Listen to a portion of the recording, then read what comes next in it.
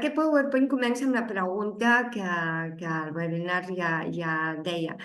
Penseu que totes les cites o frases o reflexions que hi ha en aquest PowerPoint o que jo expliqui realment són reals, val? Són reals de persones que realment han treballat o han passat per aquest tràngol i en aquest cas, com sempre estic amb molta gent durant totes les dates, doncs què succeeix? Que sempre escolleixo quan vaig a fer alguna cosa que siguin les darreres impressions. I la darrera va ser aquest cas del Guillem. El Guillem de tercer d'ESO em va fer aquesta pregunta i aleshores ens la feia a tots els docents. Em va semblar realment superinteressant que la veiéssiu, com igualment aquí, a veure, un moment que us veig amb moltes així, com per exemple aquí, que tenim aquestes altres preguntes, l'Ares, de primer d'ESO. Us estic dient que aquestes preguntes són del curs passat i aquest, no és avorriment, és més dur que avorrir-se. Per exemple, aquí poso perquè té un nom molt especial i aleshores no m'agradaria que es trobés. És una nena a cinquè de primària que diu: no m'agrada fer els treballs en grup, em desanima i m'enfada. Doncs els fan de qualsevol manera. El Lluc, de segon de primària, diu: quan perdem tant temps a classe fent una cosa, perquè no podem llegir mentre acaben tots. A l'Ester, de primer de batxillerat, no vull anar a l'institut. És una pèrdua de temps i d'energia. Ai, perdó, aquest és el Guillem. I a l'Ester, de primer de batxillerat, per fi he trobat el meu lloc després de tants patiments i de posar-me malalta, és cert, bastant malalta. I aquí tenim el Jordi, que és un noi de 19 anys, superintel·ligent, que diu: estic a casa, no vull estudiar. I la feina em costa, però no tinc una altra. Si no estudia, com ell diu, he de treballar. Vull dir, ho he de fer. Diu: ho he passat molt malament a l'escola de petit i d'adolescent. Aquestes, podríem fer un llibre, com la Mar més d'una vegada em diu, de que escrigui un llibre, però es podria fer un llibre només amb cites, pensaments, etcètera, de persones que han fet un camí i aquest camí no sempre ha estat fàcil. Aleshores, el que avui us proposo és que anem a analitzar totes aquestes situacions, però des de fets científics. És a dir, començaré per neurologia, per entendre una miqueta i arribar a una conclusió vàlida com a ésser humà, d'acord? Aleshores, mireu, dades. El cervell humà, em poso ja en la part científica, el cervell humà pesa de 1.300 a 1.400 grams. Conté 100.000 milions de neurones i una quantitat encara molt més elevada de glies. He posat la definició de les glies. Les glies són super importants, són cèl·lules que donen suport a les neurones. I aleshores, a part, fabriquen una espècie de cola que fa que les neurones s'ajuntin i aleshores aconsegueixen una altra funció neuronal, d'acord? Per tant, les glies són molt importants. El cervell supera amb un 2% el pes corporal, és a dir, ocupa un 2%, però consumeix, alerta aquí, aquesta dada per tothom, però pels nostres alumnes, consumeix un 20% de l'energia total del nostre cos. Per tant, estem davant d'un circuit extremadament complex, això ja ho sabem, però és que ens dona aquesta complexitat, encara que en resum molt petit, d'aquestes dades totalment reals. Segueix l'avançament científic vers el cervell, vers tot el tema neurològic, i ve tot el tema de la genètica i l'epigenètica. Us dic que no us vull, i ho dic així amb familiaritat, no us vull pagar cap rotllo científic. El que sí que vull donar a conèixer una sèrie de dades científiques molt importants perquè entenguem... Ui, sí, em toca sortir sang. A veure, la boca.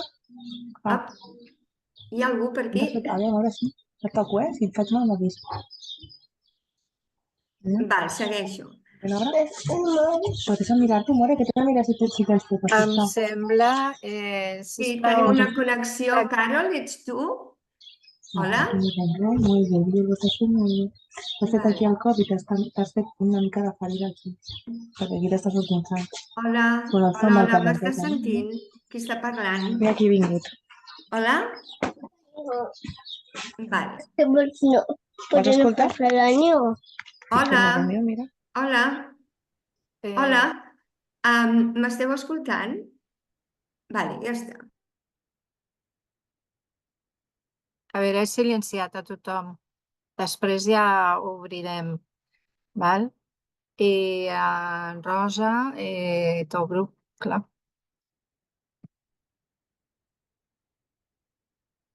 Vale, ja el tinc reactivat. Ja estem, sí que em sentiu tothom, oi? Sí? Vale, Imma, que et tinc en pantalla, em sents bé? Sí? Fes el polze, si em sents bé. Vale, gràcies, Imma, perquè tinc en pantalla, val? Val, doncs continuem amb la diferència, o sigui, els avançaments tant científics són brutals actualment, i aleshores anem a fer una diferència entre la genètica, que és, bueno, l'estudi de l'herència, evidentment, però l'estudi de l'herència tenint en compte que els gens els transmitim i ens els transmeten, o sigui, generació rere generació. I això ja va sortir amb el Gregor Mendel, que tothom sabem les seves lleis del segle XIX. Però al segle XX va haver-hi molt moviment, i al segle XX va haver-hi el Conrad Hall Waddington del Regne Unit, que va començar a utilitzar la paraula epigenètica. I noies i nois la necessitem com a docents. L'epigenètica és el conjunt de mecanismes no genètic, alimentació, estrès, exercici físic, estil de vida, que intervenen en el desenvolupament, comportament i malaltia d'un organisme. Aleshores, alerta que aquí, en el segle XX, ens va sortir aquesta part científica que l'hem de tenir molt en compte per poder solucionar o poder evitar situacions com la que aquests nois i noies ens estaven dient. Si seguim amb aquest tema científic, veurem que a nivell de genètica l'ésser humà rebem una herència, d'acord? I que ens afecta en la salut, aspecte i personalitat. Però alerta, amb l'epigenètica hi ha un conjunt de mecanismes ambientals, l'ambient, l'entorn, que es fa que ens desenvolupem tant a nivell comportament i també a nivell de salut. Per tant, en cap moment l'hem de descartar. I d'aquí ve, del segle XIX, el Francis Galton, que va ser un gran estadística, és a dir, aquest home era un geni agafant estadístiques i arribant a conclusions, que va donar aquesta frase tan coneguda i que tantes vegades ens preguntem. Innat o adquirit? Doncs la ciència ens està ja contestant. Cal dir també que els canvis epigenètics són reversibles, és a dir, no hi ha un canvi i aquí es queda l'ADN, no influència amb l'ADN. L'ADN porta la genètica, porta l'herència. L'epigenètica ens porta, depèn de l'ambient on estiguem, ens porta una manera de funcionar i de modificar seqüències. Com les modifica aquestes seqüències? Doncs mireu, o sigui, realment l'epigenètica determina que un segment del cromosoma, l'herència, s'obri o es tanqui. I el problema està que si quan l'epigenètica entra a la genètica, si s'obre aquest gen és que l'activa, si el tanca es desinhibeix.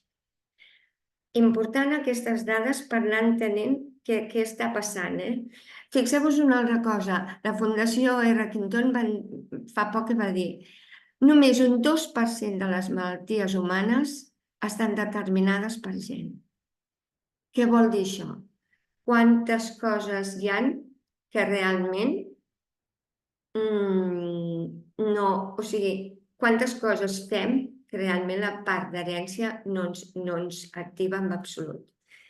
Aquest és un esquema que us volia dir que aquí tenim tant la teoria epigenètica com genètica i tot el circuit neuronal, d'acord? Aleshores, fins que realment aquí el cervell agafa totes les estructures morfològiques, les funcions vitals, trets de personalitat, temperament, caràcter, personalitat, que són molt diferents, i aquí és on vull anar. I tot això també activa el cicle emocional. I què és el cicle emocional nostre, dels individus, de les persones humanes? Doncs és que tenim uns models mentals, diguem, heredats per valors, el que sigui, que se sumen a unes creences i valors amb unes accions que nosaltres decidim, i aquestes experiències poden ser generadores o limitadores, i això ens dona nous valors i noves creences. Anem veient que realment el que és algo que se sap, que ho sabem, però que val la pena que ho analitzem científicament i donem paraules reals als fets neurològics. Tots sabem que l'ambient ens afecta. Tots sabem que quan estem en un medi que ens acull i que ens respecta, aquí millorem.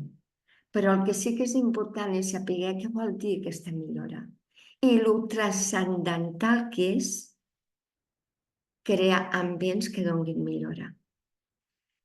Aleshores, per poder-ho entendre més, per això he fet aquesta part, estic fent aquesta part més de recerca, per poder-li donar el cos que aquesta frase o aquest aspecte de que sabem que si estem en un lloc que no és hostil i que és de millora, nosaltres també millorem.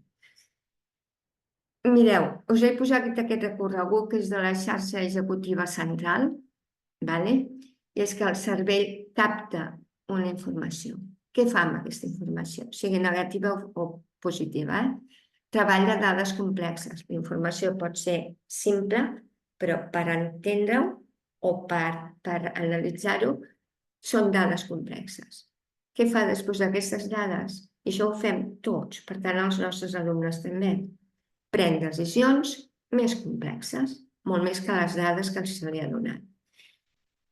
I què aplica? Un estat d'atenció, perquè sense l'atenció no seríem ningú, l'ésser humà. Atenció i concentració no seríem ningú, i a partir d'aquí la concentració augmenta. Augmenta tots els nivells d'eines que tenim a nivell neuronal i aquí es manifesten capacitats més treballades. Què succeeix amb aquestes capacitats? Aquestes capacitats milloren l'eficiència cerebral, l'entreno serveix, i de tal manera que millora la part emocional, perquè et sents satisfet, i per tant aquí ve la satisfacció emocional. Què succeeix al mateix recorregut amb algo que ens frustrem? Doncs evidentment no millorem ni l'eficiència cerebral ni manifestem les nostres capacitats, sinó que hem fet una atenció, una concentració, però que ens queda. I l'únic que ens anem directament és a la part emocional, que no ens millora, sinó que ens frustra. Ens frustra o ens decep, etcètera, depèn de la persona. Quan tot aquest recorregut ve donat per un estímul i satisfacció emocional, les experiències són generadores, aquí és on guanyem salut i benestar. Per tant, hi ha un tema importantíssim, que és una conclusió. Fixeu-vos que l'ambient de la nostra aula, l'ambient de la nostra família, l'ambient dels nostres amics, ens dona realment el que és salut i benestar. Ens dona no només salut i benestar, sinó que ens dona que nosaltres com a individus ens puguem desenvolupar, però no perquè ho diem nosaltres, sinó perquè està totalment comprovat. I jo només he fet una pinzellada científica. Està totalment comprovat que això és així. Per tant, ostres, si això és així i tenim alumnes amb un talent important i no estan satisfets i realment venir a l'escola o anar a l'institut és cada vegada més gruixut, imagineu-vos a nivell neuronal d'ells i a nivell de salut que estan rebent. Aquesta seria la conclusió de que ens preguntem com ho podem fer. Seguim. Una de les coses que podem fer perquè això no passi amb gent amb talent, ni amb ningú, ni amb ningú. El que passa és que la meva especialitat és parlar d'aquest talent o d'aquestes altres capacitats. És conèixer les característiques d'aquests alumnes. Mireu, l'enfocament és multidimensional, no és només ni notes ni resultats acadèmics ni res, sinó que és arrel de molts anys de recerca amb els equips i diferents equips i arribar a aquestes conclusions.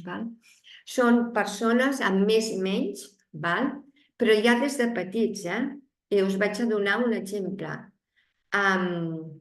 Un dia una mare em va trucar, una senyora, una noia jove em va trucar, una senyora em va trucar i em va dir: disculpi, que li puc fer una pregunta? Dic, sí. Diu, és que vostè ha treballat molt amb ciències i tal. Dic, sí, clar, sí, a l'institut sí. Diu, que vostè li podria explicar al meu fill quina és la diferència entre massa, volum i densitat i pressió, i densitat.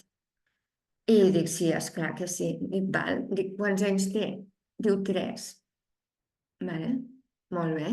Doncs fantàstic, li vaig explicar a un nen de 3 anys aquesta diferència, que portava un neguit molt gran de veure que els objectes eren de diferent densitat, que hi havia objectes de diferent volum i que aleshores tot això què significava i per què li sortia als llibres que ell havia llegit la paraula massa. Aleshores, són gent amb una sensibilitat emocional i de copsar l'entorn. I ja sabem ara per què passa això, perquè tenim aquí les neurones, les glies i tot el recorregut de manera molt concreta per arribar aquí. Són amb ganes de saber, s'ho qüestionen tot, el per què de les coses. Una nena de 5 anys amb aquesta última guerra d'Ucraïna va dir: si la gent parléssiu més, tot això no passaria. Si els grans parléssiu més. Molt bé. No donen res per obvi. Allò que els adults ens ho empassem tot i així ens ho maneguen, l'obvietat no existeix. Existeix realment el comprovar, el veure que això no és així. Tenen un elevat poder d'observació, d'anàlisi i de relació.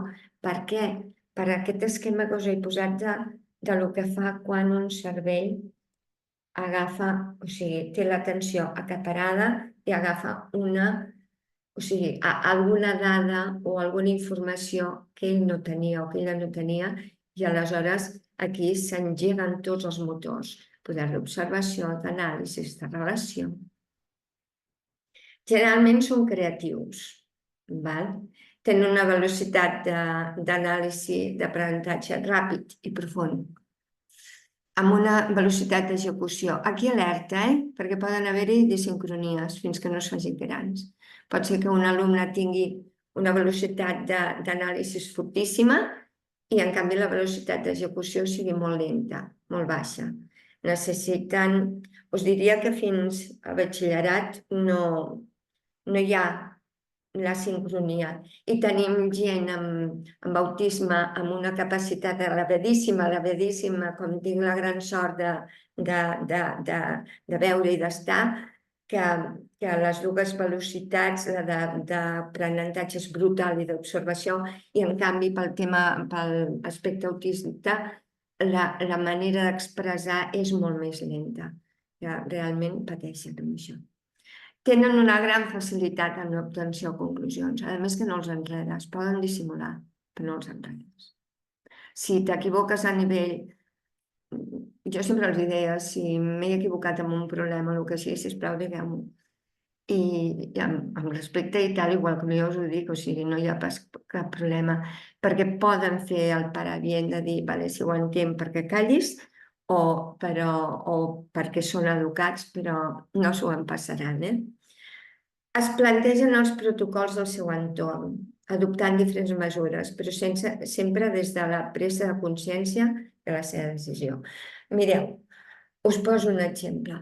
L'any passat, el Nadal de l'any passat, aquest no, l'altre, una noia de 15 anys, una mare em va connectar i em va dir, és que tenim un disgust a casa brutal i és que no ho acabo d'entendre, que m'ha dit que parli amb vostè, tal, no sé què. Diu, a veure, vam passar el dia de Nadal. Diu, la meva filla no estava a Múrria, no, el següent. I aleshores, quan va marxar tothom, que es feia a casa, em va dir, li vaig preguntar, escolta, per què has estat tan seca i tan seriosa?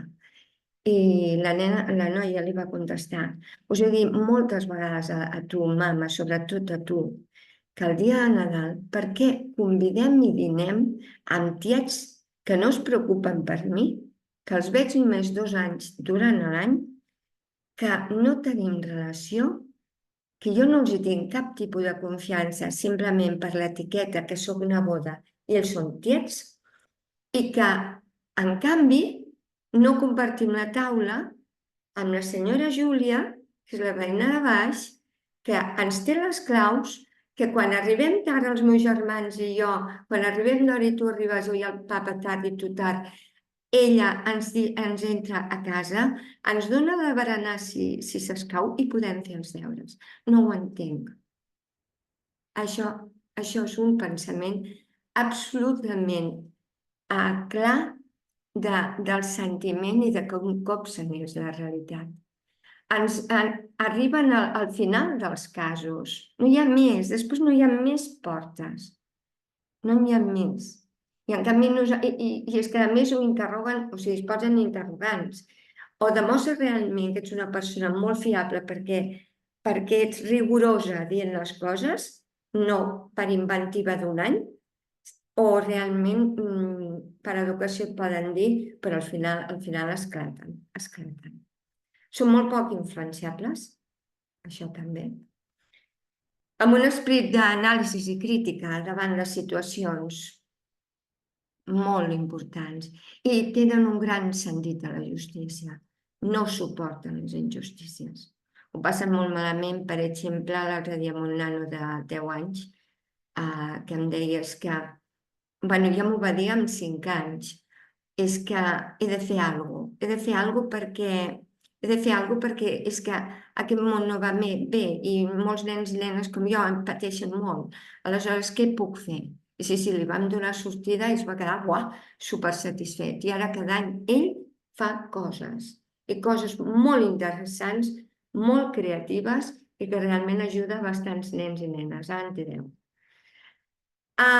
Es brinen en facilitar la seqüència d'accions d'una situació. Però, per exemple, què estàs fent? Com que estic fent? Només dic no t'he dit que, jo què sé, doncs al laboratori, no t'he dit que per trobar la massa tal, no sé què, o la velocitat, bé, és igual, s'ha de fer això. Sí, però és que t'has deixat un pas, profe. Quin pas m'he deixat? Tal. I amb això es podrà aconseguir més que el tant per cent d'error baixi. Tens tota la raó. Si continuem, direm una cosa que els hi passa a molts, i això sí que és un problema que tenen molt gran. I no és l'escola, aquí ens salvem d'això, que és que barregen molt el passat i el present, i el futur, el passat i el present, i no veuen, no acaben de veure el futur, i això viuen molt del passat, i aleshores el present a vegades el borren. I això és un problema molt gran que molts d'ells tenen, i alguns d'ells ja són grans. I encara s'està treballant perquè realment els tempos de passat, present i futur siguin. Hi ha moltes causes neurològiques amb això, però moltes vegades és quan el nen des de petit porta una motxilla de solitud, de no comprensió. No només per part de l'escola, sigui per la família, sigui perquè està etiquetat. Això sí que m'encantaria parlar-ne un webinar sencer, Aleshores, doncs, aquí tenim un problema molt i molt gran. Ho acaben veient, Ho acaben veient, però sí que s'ha de fer un treball a l'escola, per exemple, de dir, a veure, això ho vam fer ahir, us en recordeu? Sí, val, molt bé, doncs avui farem això per aconseguir allò. Aquesta seqüència a tots ens va bé, però amb ells que creuen, els hi va perfecte. Davant d'una situació de pressió, és igual, la seva concentració augmenta moltíssim i es concentren en allò i punteu fins a arribar a una conclusió. Són de manera natural que davant d'un gran problema hi ha una gran solució. I és el que intenta fer sempre, des de molt petits. Tenen una excel·lent memòria visual i espacial, molts d'ells, preveuen i planifiquen tal i com perceben l'entorn, no el que els diguis, retenen i són capaços de manipular molt la informació, és a dir, si ells tenen una situació que veuen que no hi ha manera de que se'ls entengui, estic dient no només a escola, sisplau, els companys i companyes d'aquí, estic dient en general, medi ambient, que no els comprenguin i tal i qual, són els grans manipuladors, però són intel·ligents. Aleshores, jo sempre dic, quan ells van, o sigui, quan jo vaig, ells ja han tornat, val? I així es veig que es va complint encara això. Tenen un gran poder de raonament, doncs imagineu-vos, si el seu cervell fa les funcions vitals aquestes tan ràpides, a tanta velocitat i les glies es posen en marxa a tota velocitat i tota la part neuronal va a molta velocitat, el seu raonament és quasi el mateix. I després hi ha una cosa que sí que és molt important que hem de tenir molt clar. Tenir talent no vol dir que formi part d'un grup. Cadascú és cadascú i el talent és totalment diferenciat. Pot haver-hi gent que té molt talent matemàtic i jo què sé, a l'hora d'analitzar tota la part d'humanitats li costi Déu i ajut, o un idioma, no? Hi ha gent que pot tenir també una brutalitat amb totes les característiques senceres, amb, jo què sé, científic matemàtic o jo què sé, o història o la literatura ficada dins de la història mundial, etc. I fallar en moltes altres coses. Aquesta és una falsa creença que tenim. Pensem que realment un nano d'altes capacitats és realment un nano brillant amb tot. No, té les seves parts fluixes. I normalment són parts fluixes que no ha desenvolupat per no tenir l'ambient de desenvolupar-ho. Aleshores això que formin un grup no, comparteixen una manera de dir altres capacitats, però són totalment independents. I per què? Doncs perquè el que us explicava abans, perquè l'epigenètica fa feina, fa molta feina, a part de la part d'herència. Us volia parlar també dels factors abiòtics, que aquests factors a l'escola sí que hi ha escoles que estan molt sensibilitzades, comencen a estar molt sensibilitzades, i altres que encara no, i famílies que els hi costa també veure-ho. Quan els expliques ho veuen, evidentment. És una sensibilitat important davant dels sentits. I abiòtics és fora de la biologia, o sigui, a l'entorn. És la llum, temperatura, aigua o humitat, so i pressió. Tenim nanos que realment són capaços de, no sé, un dia un nen em va dir que em tiraré de dalt a baix, ho deia en broma, però amb la cara plorant de 8 anys, perquè realment la calor no podia. Què vol dir aquests factors abiòtics? Que tenim molta gent adulta, però molts individus, que realment són molt sensibles amb un o dos d'aquests factors abiòtics. No conec, per sort, gràcies a la natura, per sort, a ningú que realment tingui la capacitat que tingui tots els factors. Però sí que barreja, o sigui, sí que 2 factors, sí, bastants. I 3, bueno, ja depèn més. Però, i què significa això? Per exemple, una persona que li vingui llum directa no pot, es posa molt nerviós. Aquesta part d'emissió elèctrica de la llum i els reflexes de les ones elèctriques, amb ell li creen una desestabilitat neuronal. I no hi ha més. I aleshores són nois i noies que tenen per estudiar unes llums molt suaus, que van directes al focus, que els ulls no agafen tota aquesta emissió d'ona i aleshores ell no les incorpora. I així és una manera d'estar tranquil. Hi ha bombetes, que són especials.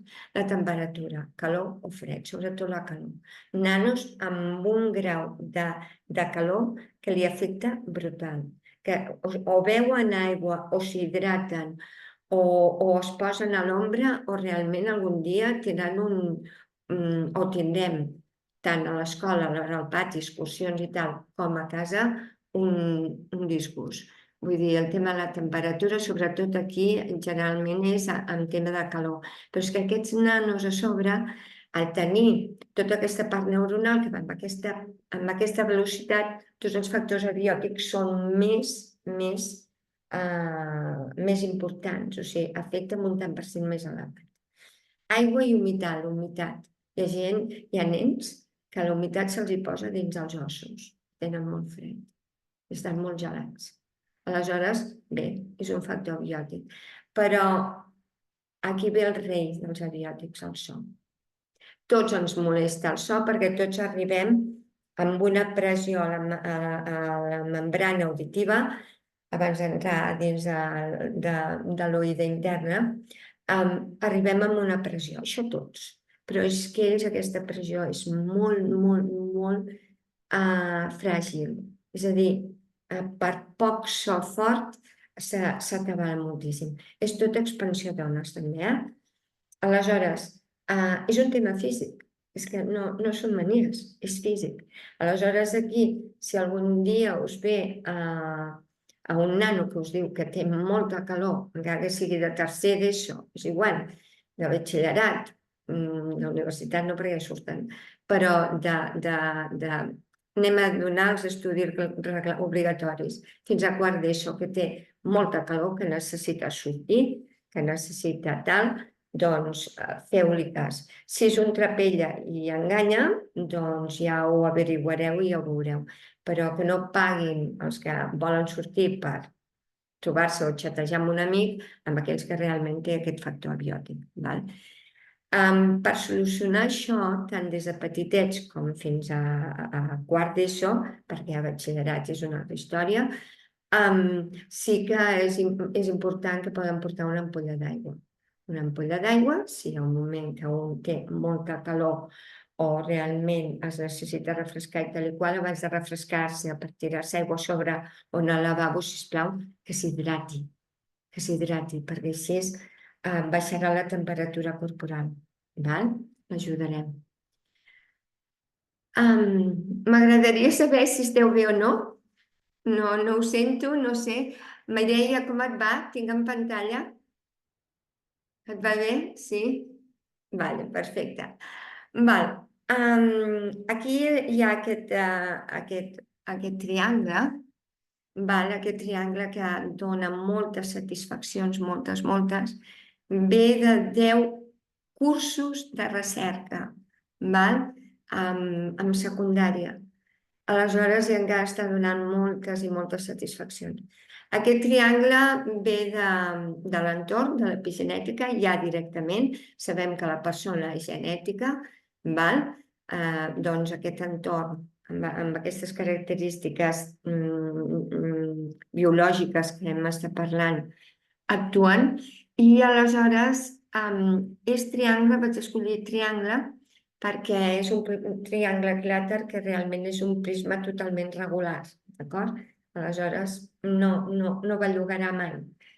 Aleshores, a no ser que se li faci una força superior a lo que ell aguanti. I per tant vaig fer el tema del triangle. Aquí tenim el tema de la intel·ligència, que la intel·ligència encara no hi ha una definició real catalogada, aprovada per comitès científics. Hi ha moltíssimes definicions, però una no hi és. I jo no en sé prou per fer-la, evidentment, per molt que treballi, d'acord? Vull dir, el que sí que puc definir i podem definir la gent que treballem, que hem treballat juntes, és que la intel·ligència és la relació que hi ha entre la velocitat d'aprendre, no pensant tot el que hem parlat, juntament amb la velocitat d'execució. Clar, la velocitat d'aprendre és bum, tot es posa en marxa, tot es posa en marxa. I, evidentment, aquí tenim la genètica, però si l'ambient és proactiu i beneficiós, encara es posa tot més en marxa. Aleshores, amb tot això, què succeeix? Que aquesta velocitat funciona i aquesta velocitat se'n va a buscar eines. Eines cognitives i físiques. Quines eines cognitives i físiques? Doncs cognitives són tota la part d'aprenentatge, i les físiques, la mobilitat, l'agilitat, la rapidesa, etc. Per un altre costat tenim l'ètica i moral, que hem vist que l'ésser humà, després de fer tota una sèrie de passos emocionals, entrem en aquesta ètica i moral. I tot això l'aguanta les emocions. Aquest ventall d'emocions i que ens desenvolupa també els trets de personalitat. I per què el fem servir?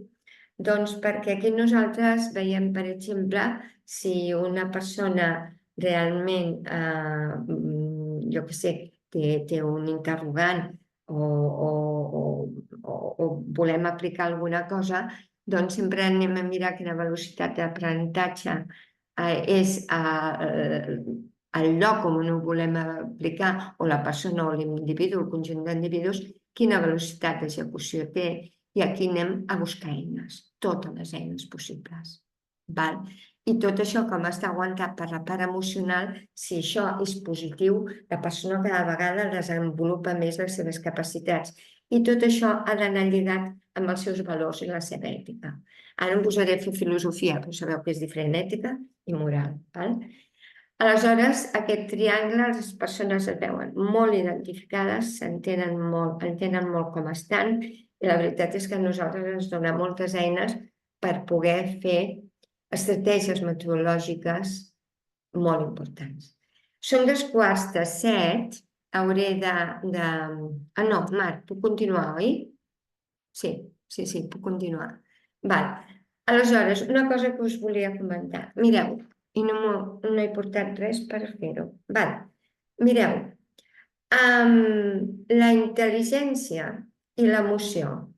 Fixeu-vos una cosa, nosaltres normalment sentim emocions. És que hem de sentir emocions, només faltaria. El que passa és que alerta amb les emocions, perquè si això és intel·ligència, tot això és intel·ligència, en totes les facetes, no sé si m'ho esteu veient, en totes les facetes neurològiques que té la intel·ligència. I això és emoció. L'important és que estiguem paral·leles, emoció i intel·ligència. Podem estar empipats. Ens empipem molt, plorem, rabiem, anem a córrer, el que sigui, però després ens calmem. Necessitem calmar-nos. Perquè si estem com l'emoció aguanta tota la part de valors que us he explicat del triangle, si l'emoció la posem aquí sobre de la intel·ligència, no podem anar a buscar les eines de la intel·ligència, que són totes. No podem. Ho estem tapant. I si alguna es destapa, serà amb un 10% molt baix. I és quan diem que fem les coses subjectivament. Una persona amb talent, si està ha rebut a nivell d'estudis moltes situacions complexes, al final ja es deixa anar i fa així. I aquí és on se'ns comencen a perdre, molt a perdre. L'important és que tinguem el talent que tinguem, dominem l'emoció, la dominem, per no tapar totes les eines que la part cognitiva té per resoldre problemes, d'acord? Ara us preguntaria, hi ha preguntes, però ja m'ho direu. Segueixo. Mireu, una de les coses que ens fa molt mal, ens ha fet, si porto tants anys amb el tema, ens ha fet i ens fa, i precisament per això, i ara poso una dada personal, no he participat en més d'una edició de llibres, és perquè les falses creences. És que això mata, de debò, això fa molt mal a tots, siguem com siguem. Falsa creença de la color de la pell, la falsa creença de si vius en un barri que ets un desgraciat. Mireu a Lamine Yamal, de debò, el dia que va sortir vaig pagar un bot de calample al futbolista del Barça, perquè és un geni en futbol i és intel·ligentíssim, no és d'alta capacitat, aquest xaval és un geni, absolut, i ve d'una família que prou feines menjava. Vull dir, mira, fantàstic. Aquestes falses creences fan molt mal, que et senyalin, saps? És que és molt intel·ligent. Ai, coi, soc persona. Fa falta que em diguin que soc intel·ligent. Soc persona i com a individu i com a alumne tinc unes necessitats que és de suposar que l'escola m'ha de donar o està preparada per donar-me.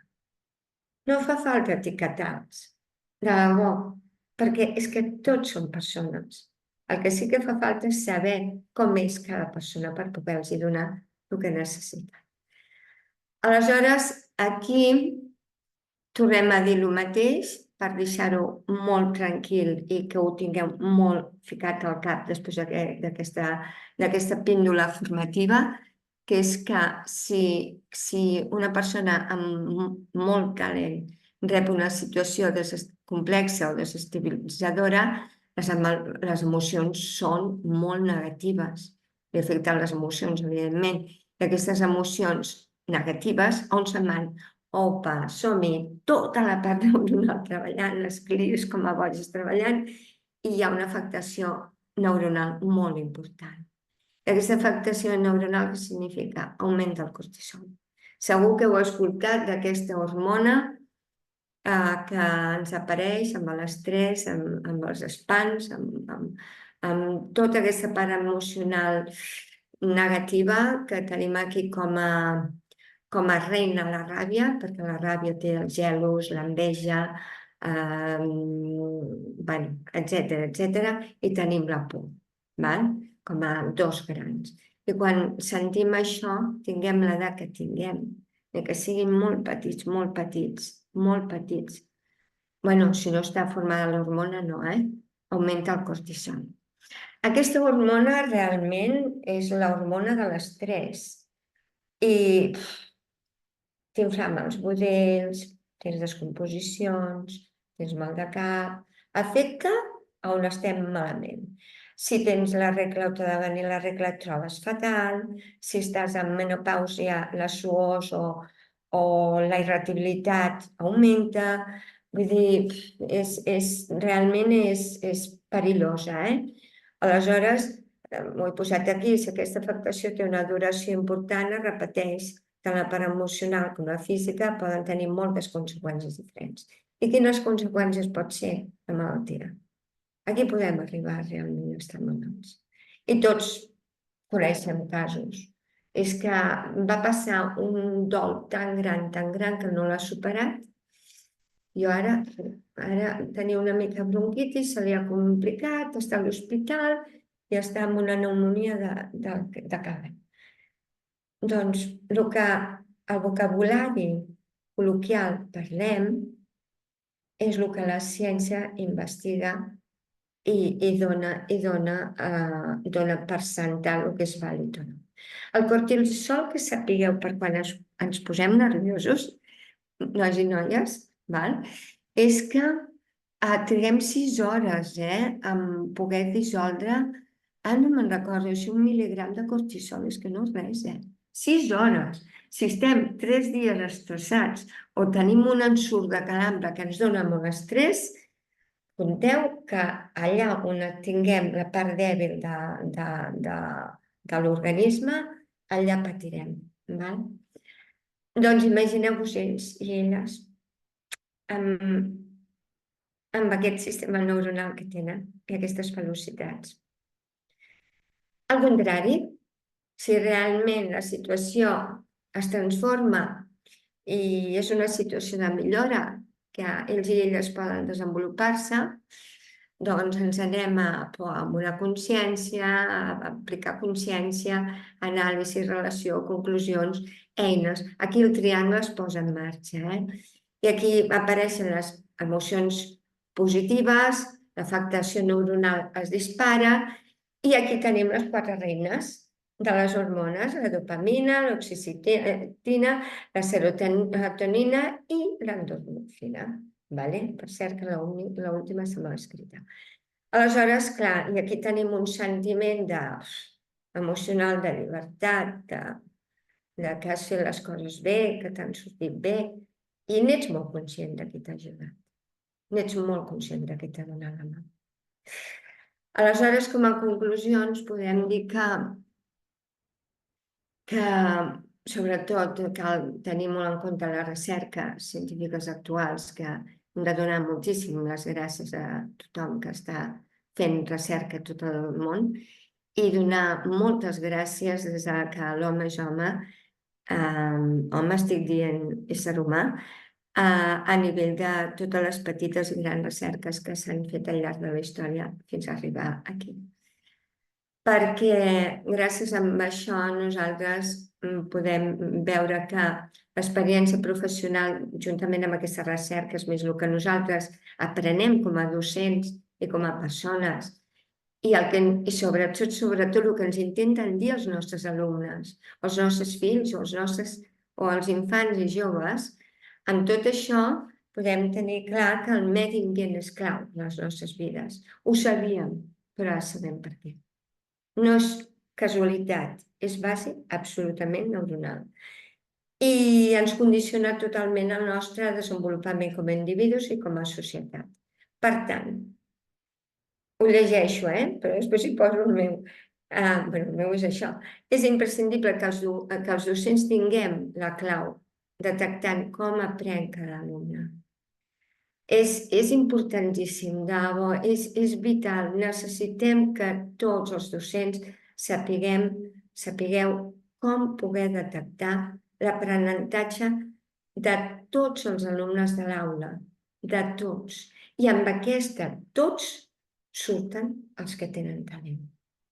I clar, quan sabem les fortaleses de cada un, del Pepito, que li costa molt, juntament al Ramon, que li costa molt poc, i a la Marta, que li costa mitjana, i al César, que és un crac, un verdader crac amb no sé què, però que, a l'hora de la lletra, a l'hora d'explicar, li costa moltíssim i és molt tímid, tal i qual. Quan tot això ho saps de cadascun d'ells, realment l'aula se transforma. I el que fem és que, si tirem d'aquí, no, ho estic assenyalant, no sé si ho estic assenyalant, sí, d'aquí, d'aplicar el sistema d'aprenentatge a les aules. Tirem enrere, farem tot el recorregut proactiu, totalment beneficiós i proactiu per cadascú dels nostres alumnes. Aleshores, això és una cosa per pensar-hi, evidentment que hi ha un sistema més que estudiat i pautat de com es pot averiguar el sistema d'aprenentatge, docents normals i corrents, normals i corrents, a veure si m'enteneu, borreu aquesta frase, o sigui, docents amb inquietud i amb responsabilitat d'ensenyament i de tots els alumnes que tenim. No és difícil i en canvi els resultats són impressionants. M'agradaria, per pensar, llegir-vos aquestes, seguim amb recerca.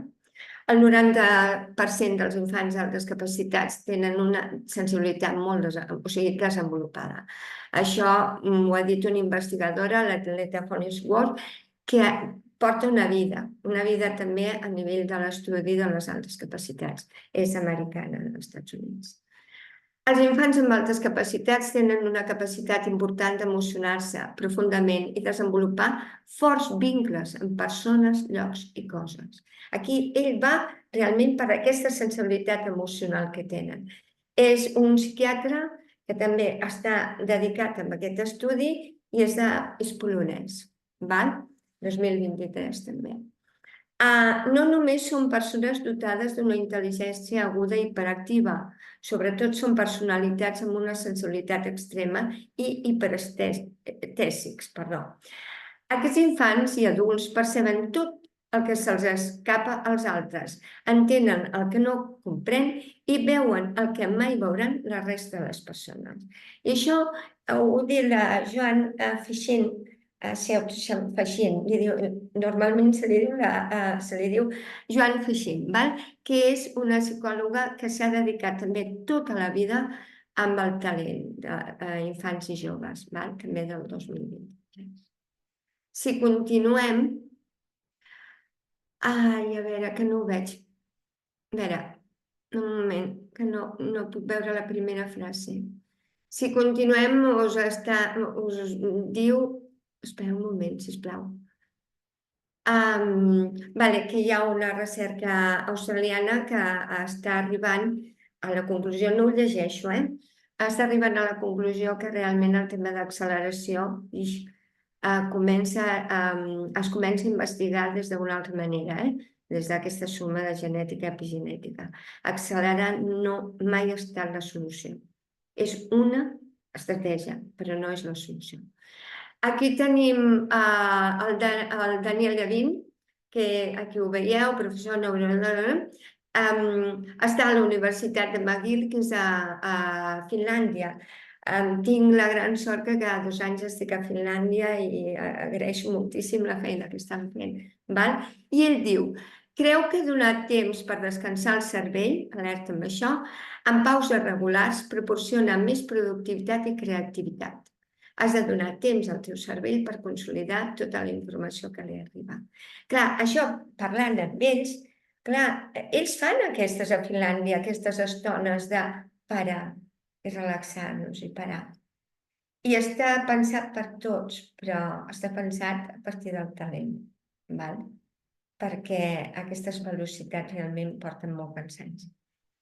A Portugal, que estan fent una feina brutal també, a nivell d'educació, la identificació de les necessitats educatives especials de l'alumnat i la presa de decisions sobre les individuals recau exclusivament sobre l'escola, en els docents.